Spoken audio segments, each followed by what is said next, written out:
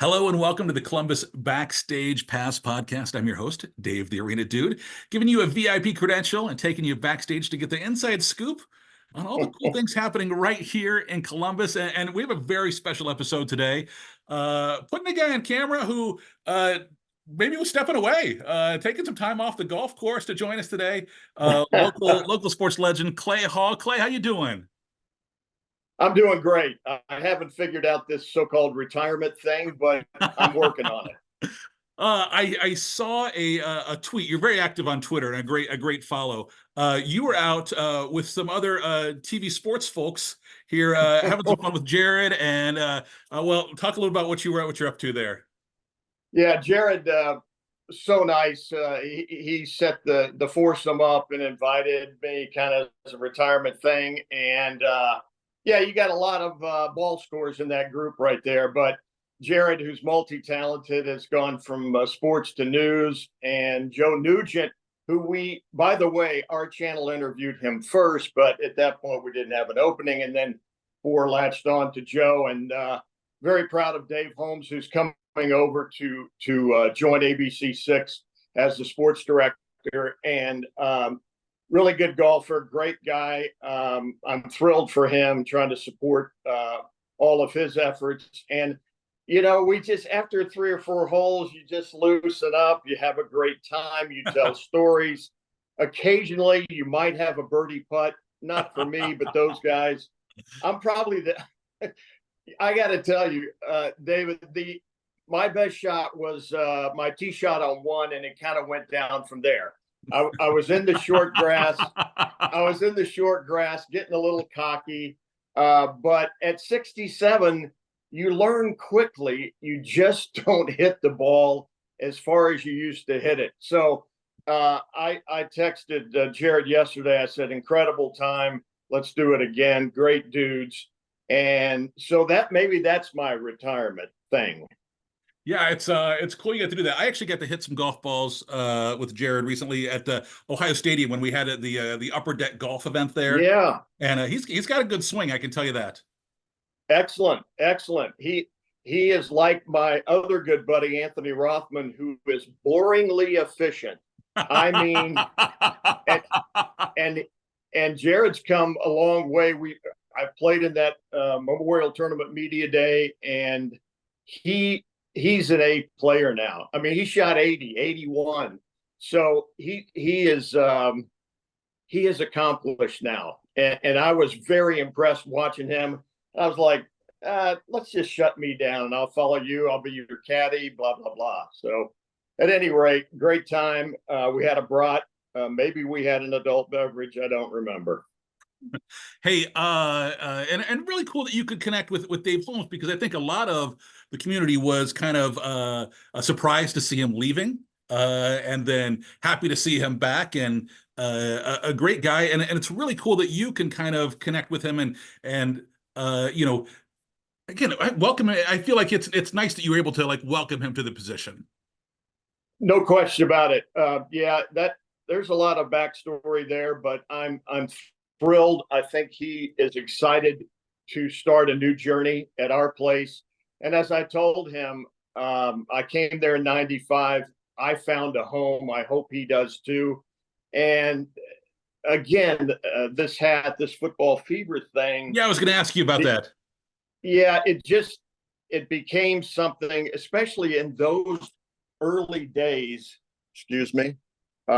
In 95, when I came there, all the games, almost every game was on ABC6.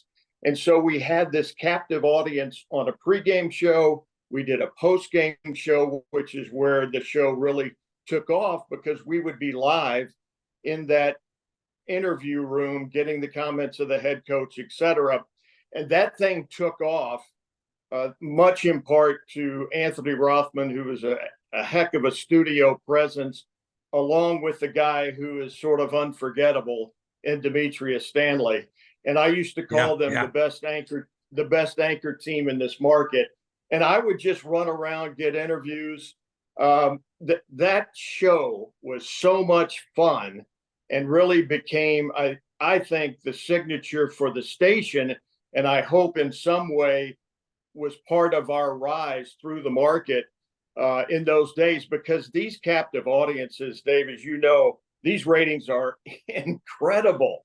And so it has become a little bit different in the last few years because, you know, Fox is involved, Big Ten Network is involved. And so ABC6 doesn't quite have the monopoly that we used to have. But that show is where I became known.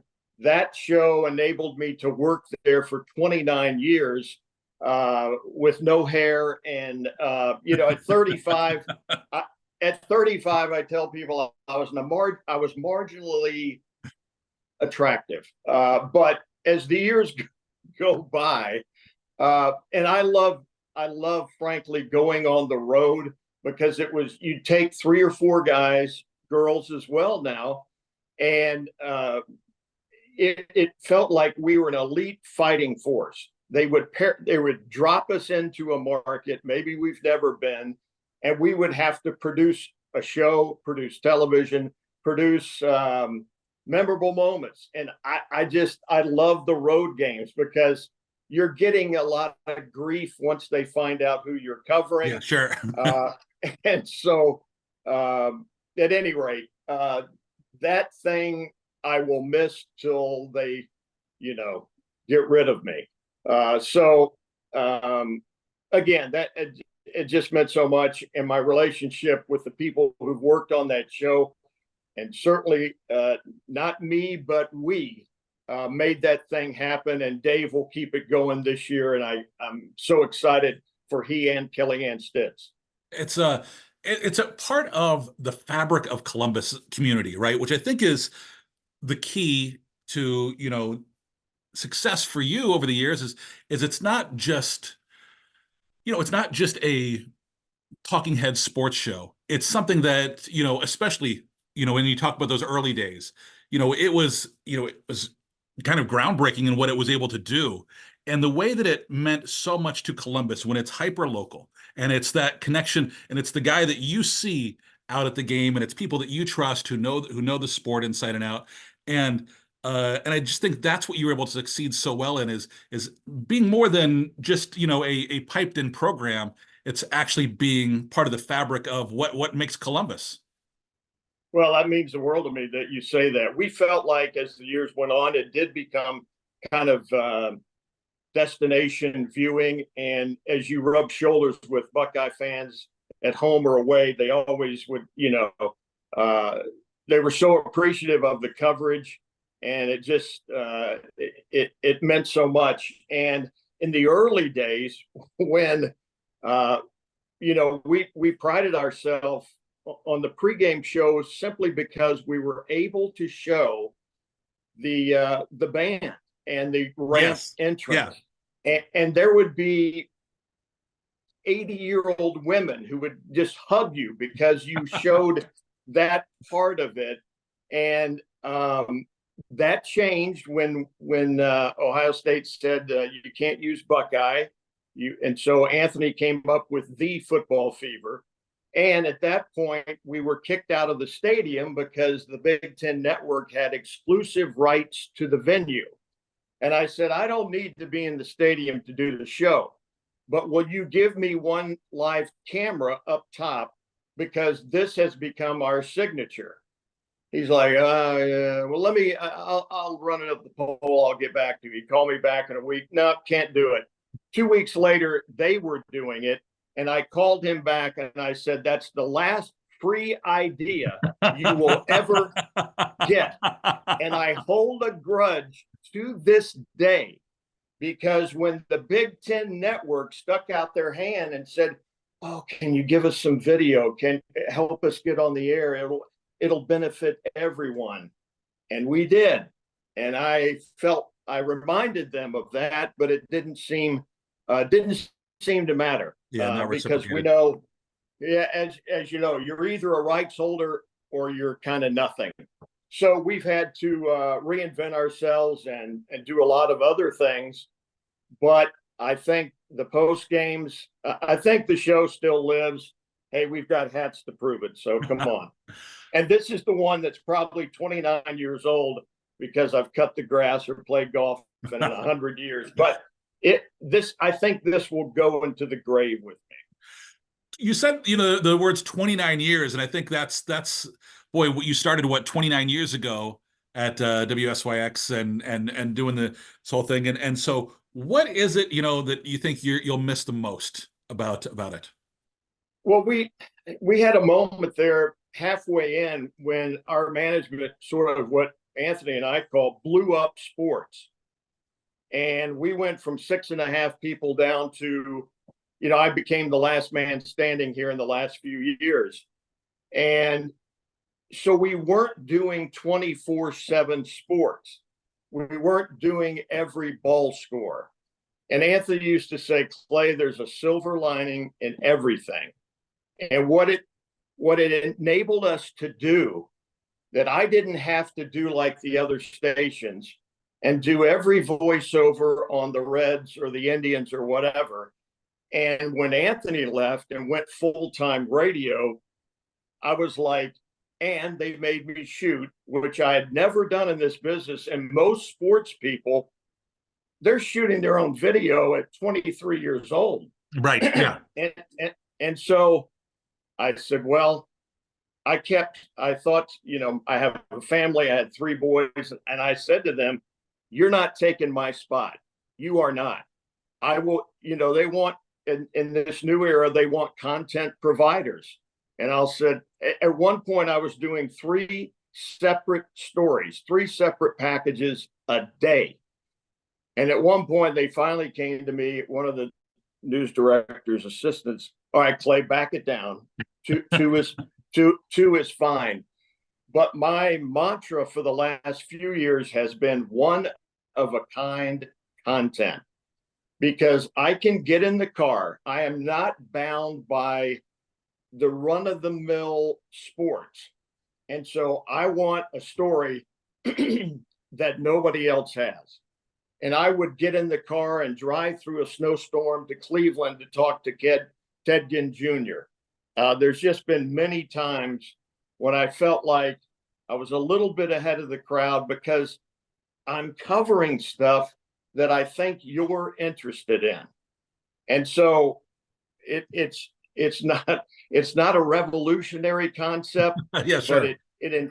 But it inspired me every day to go do something Buckeye related or whatever it was. And that's why you really have to, I think the most valuable sports person, news as well, is somebody who brings an idea to the table that turns that day. Don't tell me you're going to do a series next month on whatever. No, we got to feed the black today. We got to cover up the black and air something that can turn. And that's a challenge. And that's something that challenged me every day in the last 5 to 10 years. It's that creativity just had to be exciting, because at some points, like you said, you're just reporting scores, but then that opportunity not to just be part of the sports world, but to be and I'll use the word content creator, right? But you were creating compelling content, and getting to, get out there and goodness, like you said, be ahead of the pack in a lot of ways. That had to be a real fun to get to stretch those muscles. Well, and that's one of the things I came up with. One of the things you're always trying to do as that head football coach at Ohio State changes hands. So Urban comes in, and I see on Twitter that his daughter Gigi is a national collegiate wakeboarding champion. And I called Shelley, who was connected with Maria Durant, and Gigi was early on, but I knew she was like spending the summers here. So through Shelley, I got to Gigi, we talked. I said, I would love to do this with you. I said, do you have a boat? Can we make this happen? She goes, absolutely, whatever. And as Urban told me later, she is the daredevil in the family. So we set this up, we get in the boat, and before we go, I said, Gigi, I really haven't met your dad yet. This was in the summer anyway. And I said, don't go crazy out here. Don't be flipping 23 times. I said, if you get hurt, I'm a dead man. So she proceeded to do all of that. We aired 2 pieces on that particular day. And Coach Meyer called the station the next day and he said, I want those stories on my iPad and I want them today. And they're like, Clay. And I said, we can work that out. And so I think between that and, I met him for the first time, and it was 12:54. I'll never forget this. And I walked in, and Jerry Emig, his handler, who's still there, and just one of the greats in this business. And he said, Coach, Clay, and he just wanted to have a couple minutes or whatever. And Urban doesn't even look at me. He looks over at Jerry and he says, Jerry, I work out every day at 1:00. And I had waited like a couple of months to let him get assimilated, whatever. And I looked at him with this disgust. And I said, so you got 6 minutes? And he goes, you got 6 minutes, go. So I'm like, I'm on the spot now. What is going to, because the head coach at Ohio State, does he really need Clay Hall? He needs ESPN. He might need Fox. He might, whatever. But you got to have that relationship. And so I pulled out my wallet, thinking fast here, because he said something about it. He goes, where's your staff? I always see you shooting by yourself. And I said, this is my staff. And I pulled out, I may still have it. I pulled out this picture of my family. Okay, and there it is. Yeah. I said, this is my staff.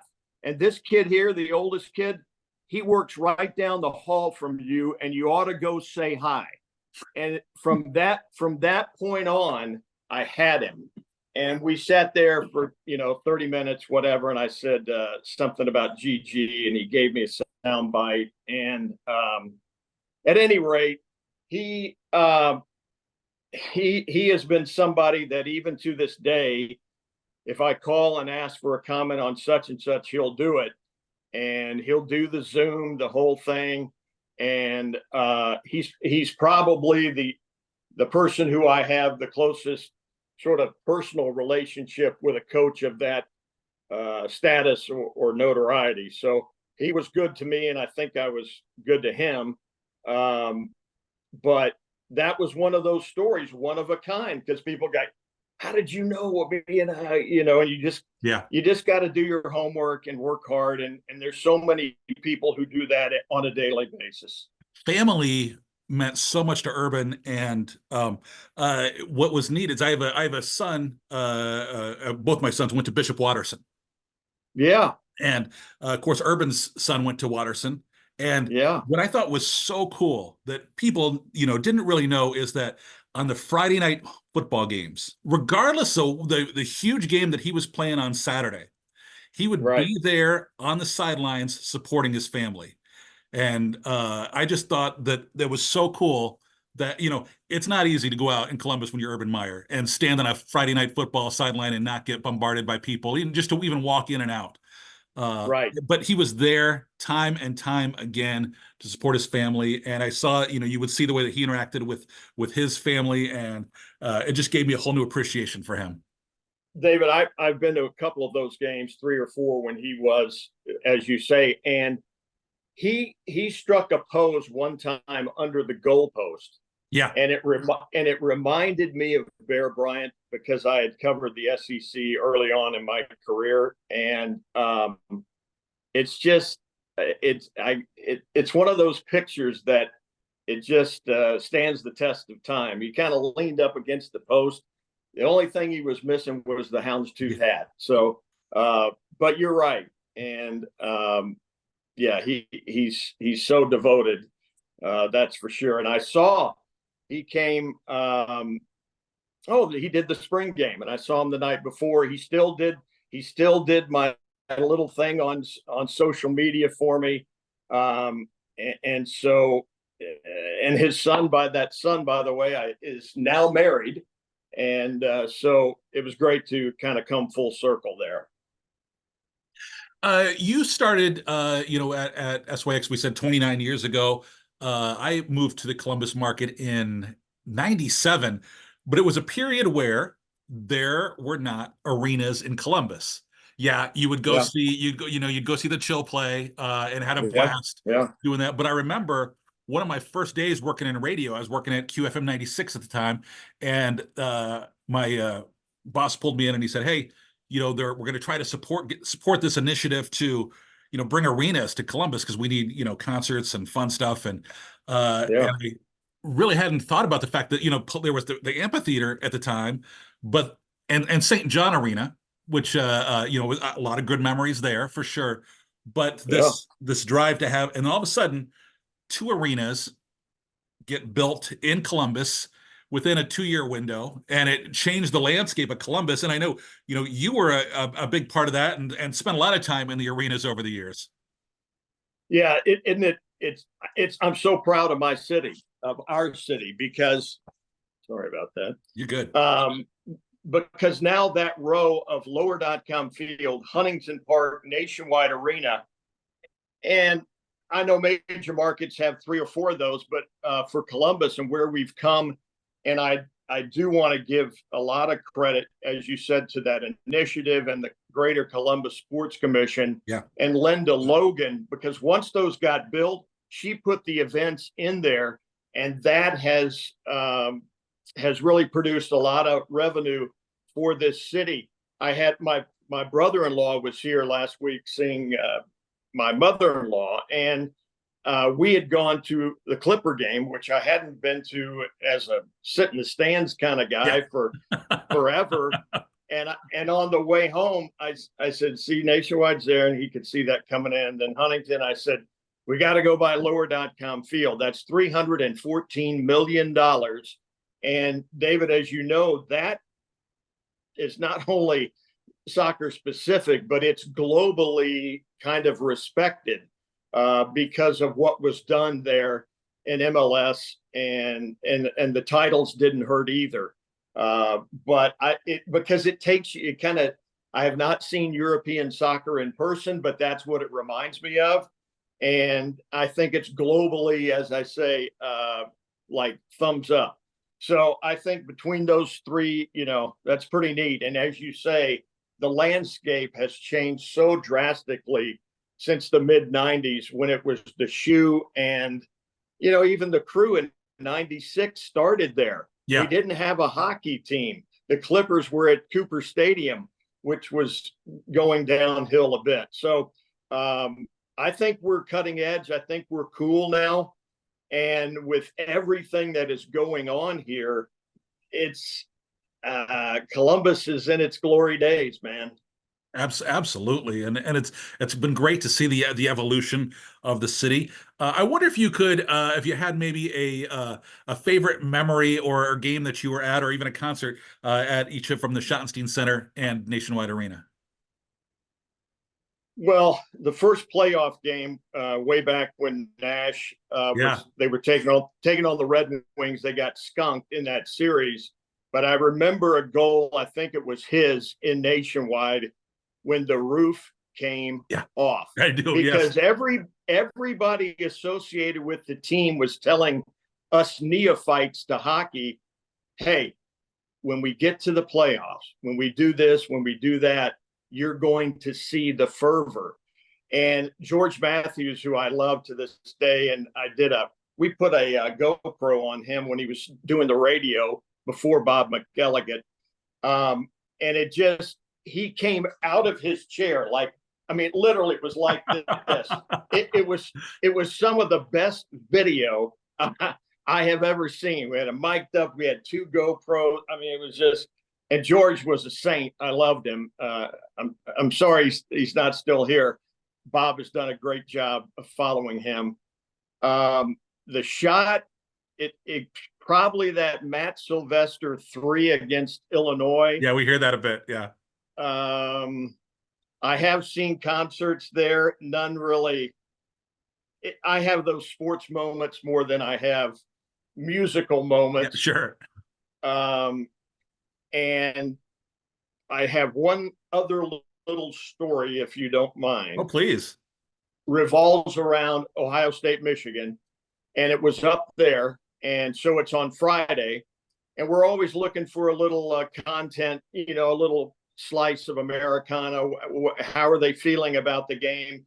And I found the Barber of Ann Arbor a little bit later, but we were walking around and we passed one of the buildings, and it said something about a political seminar. And we were just walking by, and it said something about Gerald Ford. And I said, "Hang on, Mike, we gotta." So we went, kind of made our way into the, I don't know, the backstage, and we basically talked ourselves into this thing. And they said, "You're legitimate." We showed the camera our credentials, and so yeah, just go stand. Here's the platform. After he finishes, there'll be a Q&A. So we did. Long story short, they get to me and they say, identify yourself. Clay Hall, sports director, ABC6 in Columbus, Ohio. And the room went, like, what is he going to ask? And so Gerald Ford was an All-American center and linebacker at Michigan. In 32 and 33, they won the national championship. In 34, they were not quite as fortunate. So we were talking about the game, and I said, Mr. President, with all due respect, what happened in 1934? And this and this man proceeded to like recite chapter and verse of Ohio did this, and they just were so great that day, and we just didn't get it done. And that's one of my, and so we've wrapped up, thanked him. We edited this thing, and we didn't even I didn't want to tell the station. I didn't want them to get their hopes up or whatever. We sent the piece back. It ran on the air, and my immediate boss called me within a minute and said, "That's the greatest damn thing I've ever seen." And I I looked at Mike Jones, and Mike Jones, by the way, that place doesn't run without Mike Jones. And I said, "I think I can retire now." And I'm like 35. I'm like 35. I was like, it doesn't get any better than that. So I just had to throw that out because it was one of those. Oh, that's great. What a cool memory. I had no idea. That was very cool. Hey, so Yeah. do you mind if I talk to you a little bit about, your career? I want, you started off, Columbus, obviously going to high school here at Upper Arlington High School before you headed off to Mississippi State. What took you to Mississippi State University? Well, my dad, career John Deere guy, moved up the chain really quickly, and he was transferred a lot. We were always moving, always the new kid, had to kind of make it happen, improvise, adapt, overcome, etc. My parents grew up in a small Mississippi town right across the street from one another. Most of my relatives were from the South. They always thought we talked funny because they have this crazy accent. I would ask my mom, what did my cousin just say? I don't. And so we moved to Columbus. I was in high school, and that's tough when you, in the last couple of years, I was like, Ohio State. And I was like, I'm a small town kid. That place, that scares the hell out of me. Anyway, so my dad went to Mississippi State on the GI Bill. I didn't have to pay any out-of-state tuition. I said, I'm just going to go down there for a semester, see, culture shock, whatever. I ended up loving it. I found a direction. I found who I was. The people there, black, white, just are so unbelievably friendly. It's very much like the Midwest in that sense.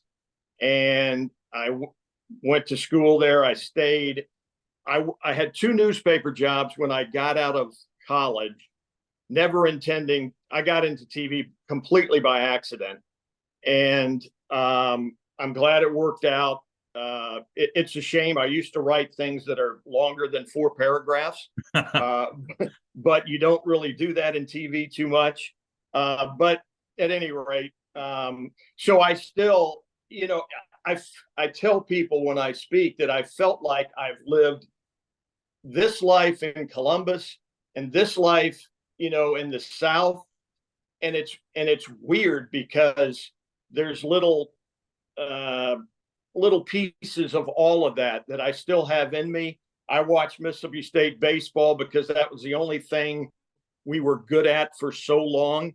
And now I can watch that on ESPN Plus, along with my son's lacrosse team. He's the associate head coach at Lafayette University. So that's crazy. See, we moved from Jackson, Mississippi to Columbus, and somebody gave my son a lacrosse stick, and now he's making a living at it. That's just how it happens, right?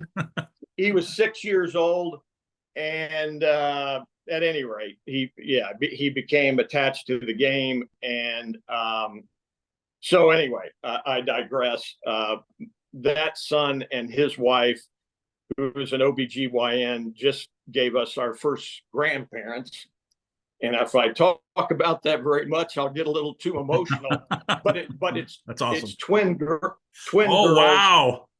Yeah. So David, I kind of got out of the racket because you've got on that end twin girls at 7 months, and my parents who are 92 years old and still kicking. Good for you. And so it just became time to and everybody says this, but when you work those 16-hour days in the fall and you feel like you're losing part of you're giving everything you got. And it was just now I'm able to kind of do and give back. And but I'm still trying to figure out retirement, because when you've been going 90 miles an hour for 30 plus years and then you just cold turkey it's bizarre.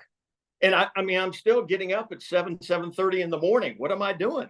I don't get it. Your first TV gig was in Columbus, but it was not Columbus, Ohio, right? Columbus, Mississippi, which is 20 miles from, as they call it, Stark Vegas, the home of the Bulldogs. And it was so cool because we would cover Mississippi State, Ole Miss, and Alabama was only 60 miles away.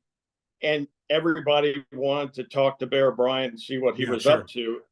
And, I'm to some of your viewers and listeners are going to go like, gosh, this guy is old. But we would go over there and go to the weekly presser, and he would do TV and newspaper, radio separately. And so you would sit in this impressive office, single file, and there would be like 8 of us, 10 of us maybe. And Birmingham would go first. They would get their 3 questions. They would leave. You moved up a chair. So Columbus, Mississippi is in the rear. Yeah, I bet. So, and by the time you get to him, you're like, what? I got no questions. What? Everybody asked the good stuff. And I introduced myself, and Coach Bryant said, "Oh, do you still have the lights on over there?" Because you have to go through Columbus to play Mississippi State. And I said, "Yeah, we're still kicking." And so he kind of gave me a break there. But I wrote a column when I was at the newspaper about that experience and just sweating bullets. And I was like, this would be like interviewing Woody in Columbus. It just, and so anyway, great moments. And when I covered the Liberty Bowl, his last game, and then he died shortly thereafter. And you would have thought a president or a member of the royal family had passed. It was, Tuscaloosa was inundated with millions. Yeah. Oh, like, yeah. After that little run in Mississippi, you spent about a decade plus in Jackson before in June of '95 you ended up back in Columbus, Ohio. at WSYX and TTE, and so how were you able to make that jump back from Jackson, and what was it like coming back to Columbus? It was so cool. I have gotten to know Reese Davis over the years, and occasionally we will stop by because we're sort of sister people, ABC and ESPN. Their talent will sometimes do interviews with locals like me. And he looked at me, Columbus.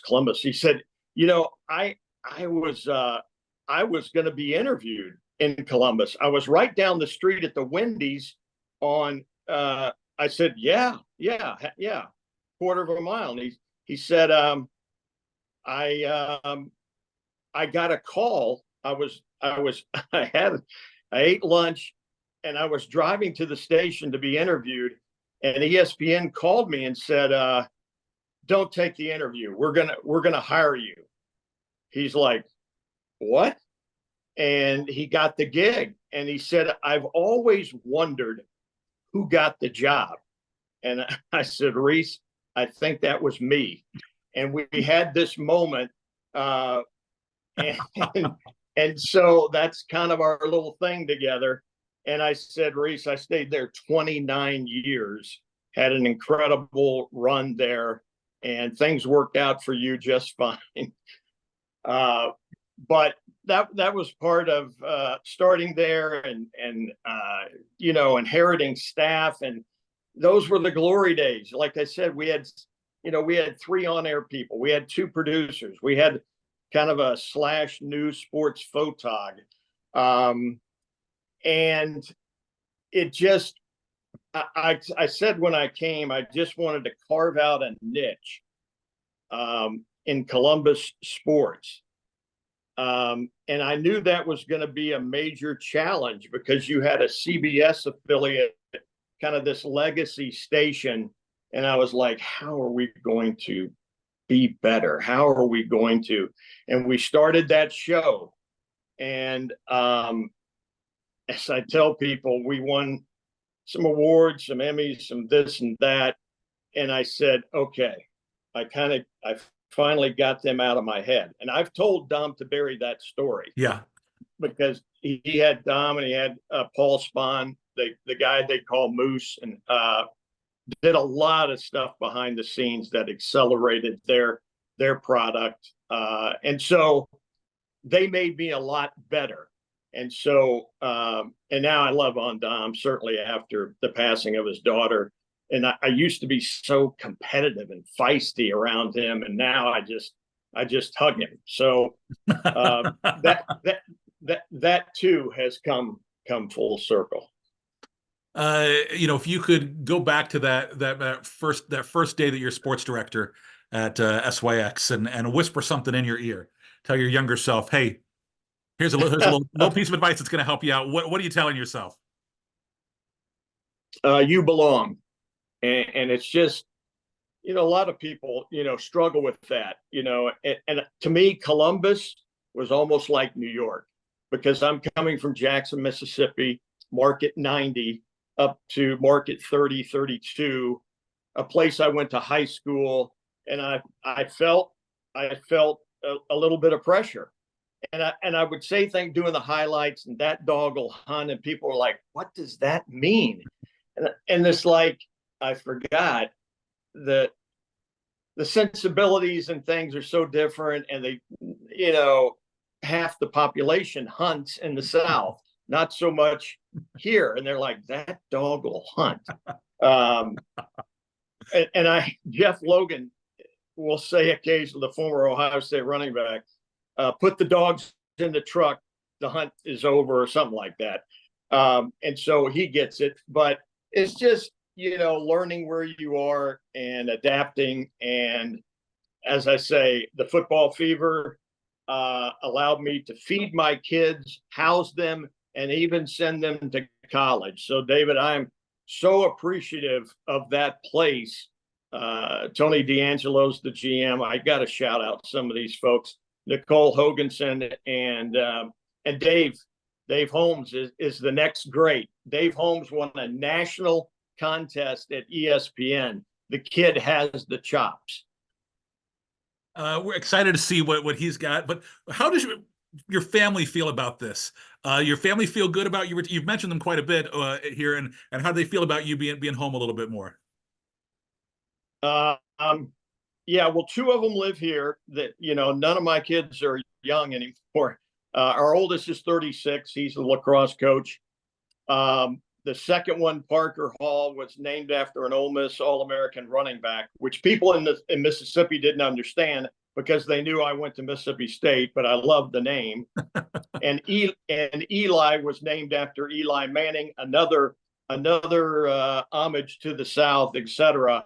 He works for Orvis, a fly fishing company. Parker works for Dick's, moving up the chain in sporting goods, and Judd's a lacrosse coach. So they none of them worked for John Deere, which my dad still berates me about because it's such a great Fortune 500 company. And I'm just like, Dad, that's not their thing. But I do have some John Deere products. I will tell you that. But yeah, I mean, it's awesome when I can play golf with my three sons, as I call them. And so, and I think more of it is just reconnecting with my wife, who is a tough, hard-nosed, worker herself, and understands hard work and never begrudged those 12 and 16-hour days, though it left her alone a lot. Yeah. And so that's the best part, I think, to see them on a regular basis. And my wife keeps that road hot to Easton, PA, the home of the grandkids. So I just went over there 10 days ago. It was the second time I'd seen the girls, and now I feel like we're linked. We are tight. We have a connection. Those girls, I know once I left, really missed me. I was only there for 2.5 days. Judd's last season-ending lacrosse game was that weekend, so I got the twofer. But it's it's interesting when you have a 36-year-old son and he has kids now. So family is what it's all about. And so I'm blessed. Oh, that's David, great. I'm blessed. So you've probably knocked everything off the honeydew list by now. And what's next? Other than the golf course, is there anything that you're like looking forward to or have on your agenda? Well, I took care of. I transplanted forsythia last week. I transplanted a cedar thing yesterday in the downpour. And today I have 3 plants out front that I got to do. She and I both, Pat, we love digging in the dirt. We like landscaping. We like that stuff. We're just that people. My dad was a farmer at 16, 17 years old. So I come by it honestly, and Pat's family as well. She's from California. How we got together here is crazy. She was 13. I was 15. I was in a church youth group. We went to visit them. We knocked on the door, and I saw this girl in the back. They had a long hall, and I saw her in the back of the home, and I was smitten. And literally, we would fly across country to see each other until we were married in 82. So it's now 40, 18, 20, 42 years, 42, I think. Yeah. At any rate, so she's been a trooper, worked in the medical field for a long time, and is now a teacher's aide and will not stop working. And I'm like, well, you're going to miss a lot of great road trips. What are you doing? She's like, well, when I get to the Medicare age, we'll consider it. But at any rate, that's great though. That's that time together and being able to kind of reconnect. I look forward to that as with my very patient wife as well, and all our evening events at the arenas. Before we wrap this up, I just wanted to kind of ask you, what do you think is next for Columbus? Obviously, there's been so much growth in this city over the past 20 years from an arena standpoint, a sports from so many different ways, and there's still a lot of room to grow. So, what do you think is next Boy, for Columbus? that is a tremendous question. First thing that came to mind was the hockey stadium series and the fact that we finally got that going, which is going to be very cool. The other thing I think about, and I've heard just people, throwing stuff against the wall. Would they ever dome the shoe? Would the shoe ever be redone? It's a national historic whatever. Because Gene Smith, the outgoing AD, is like, oh, if we have a playoff game here, we might have to move it to Indy to be indoors.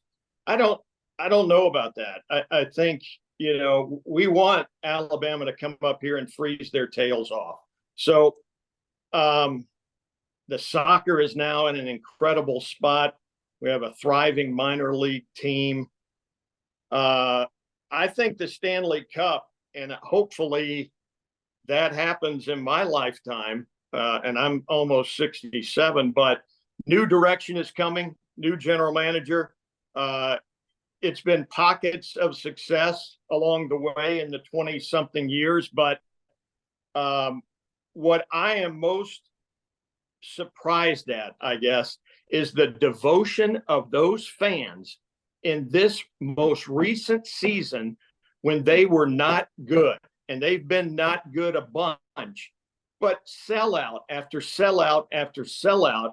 And this town is waiting to explode if we ever had a team that could challenge. And I don't know if that could happen. David, you might have more grandiose ideas along that line. I'd love to hear them. But I'll be cheering. I'll be cheering our town. No question about that.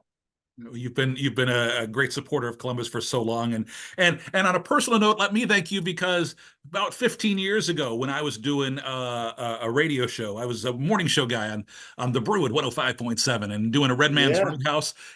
Before my sales team shut it down, as sales folks tend to do when they get there's no money in it for them. Right. You were kind enough to do a daily sports report for me, and it was that thing of where you'd call in every morning and we would do the sports news you need to know. And it was great because it was it was, again, kind of like you said, it wasn't a rundown of all the scores. It was, what's the story everybody at work's going to be talking about today? So whether you were a big sports fan or not, it was kind of enough, it was just enough for that person who is maybe a casual sports fan to kind of get, hey, here's the big news that you need to know today, and you were a part of that. And it was a limited run. My time there at the Brew was just a couple years, but again, you were part of that for a while, and I do appreciate that. Well, that probably was my fault, but no, I do. What year was that? Do you recall? Oh boy, that would have been maybe 2008, 2007, 2008. Okay, during the trestle train. Okay, yeah.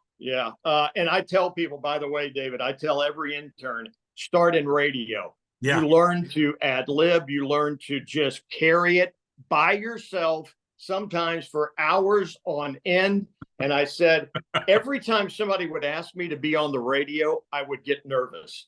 And that night before, I would write down 1,000 things because I just wanted to have them handy.